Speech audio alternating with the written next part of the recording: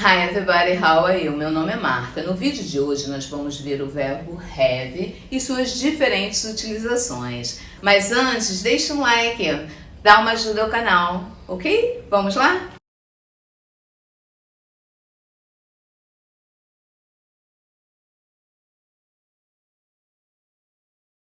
Hi everybody, hoje nós vamos ver o verbo have em inglês. Primeiro nós vamos ver o verbo have no sentido de posse, não com a tradução do de ter, que é o verbo ter.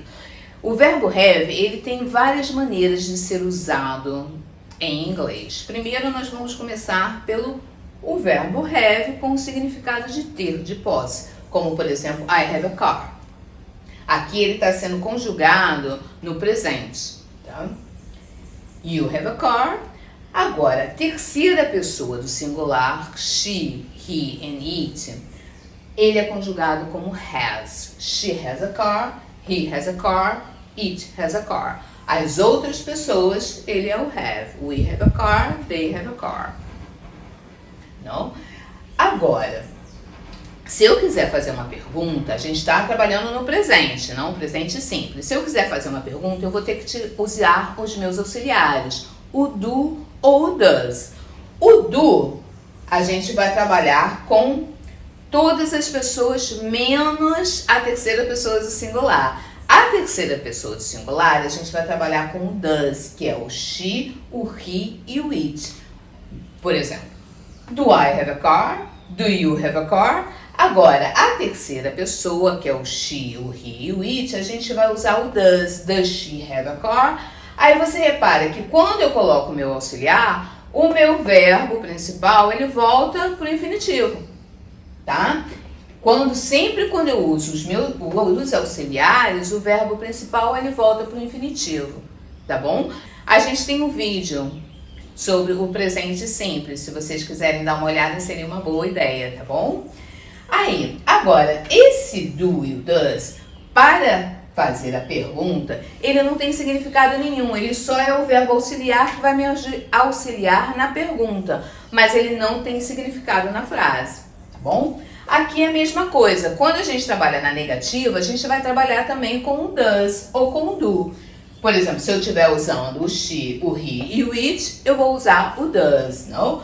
He doesn't have a car. O doesn't, não, é a abreviação do does plus o not, não? Does mais o not. Aqui, as outras pessoas, eu vou usar o do. He doesn't have a car. They don't have a car. Ok? Então, aqui a gente viu o verbo have no sentido de ter, de posse, no presente. Agora, a gente vai ver o verbo have sendo utilizado de outras formas, com outro significado. Ok? Vamos lá? Bom, gente, até agora a gente estava vendo o verbo have com o significado de ter, de posse, não I have a car, não aquela posse. Agora a gente vai ver o verbo have com o significado de alguma coisa que é necessário para você fazer, que você tenha que fazer. Aqui, I have to vote this week, eu tenho que votar essa semana. Aí aqui o verbo have, ele já não significa no ter de possessão. Aqui é um ter que é de uma coisa necessária, que é uma coisa que eu tenho que fazer. Aqui, she had to see her doctor yesterday. Ela teve que ver o seu médico ontem. Uma coisa necessária que ela teve que fazer. Quando eu quero fazer a pergunta ou a negação, aqui eu também vou usar da mesma forma que eu uso quando o verbo have, ele está no sentido de posse também, tá? Aqui eu vou ter que, se eu quiser fazer uma pergunta, eu vou ter que usar meus auxiliares. Por exemplo, aqui eu estou fazendo uma pergunta no passado, então eu usei o auxiliar o did.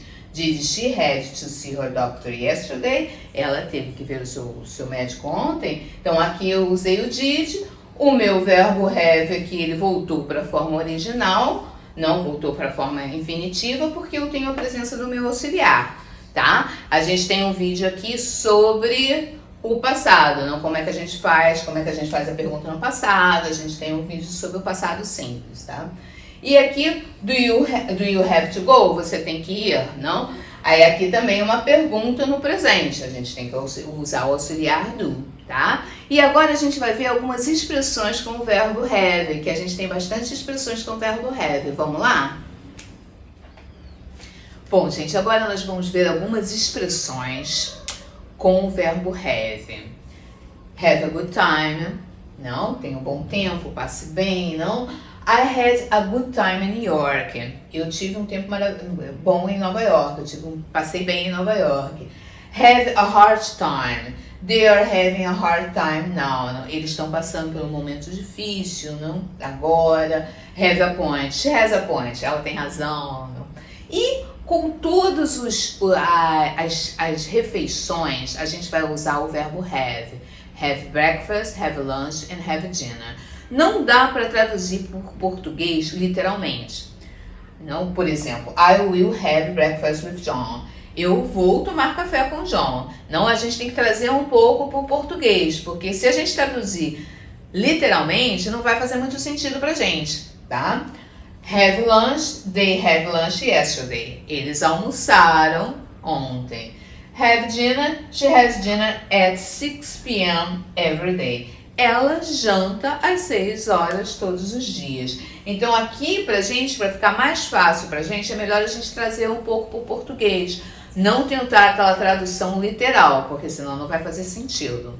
E a gente também pode usar o have na questão do have a drink.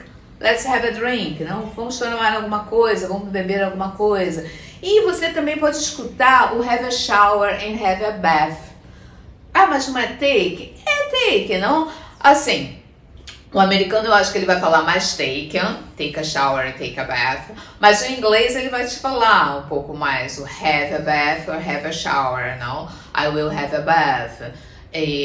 Mas a gente pode escutar tanto um como o outro, tá bom? Eu espero que tenha ficado mais claro para vocês. Nos vemos na próxima semana com mais um vídeo, mais uma dica. Nós postamos dicas todas as segundas-feiras. Nós postamos um vídeo todas as segundas-feiras. E nos siga aqui, deixe um like, dê uma força ao canal. E nos siga no Instagram English on the Top. English on the Top.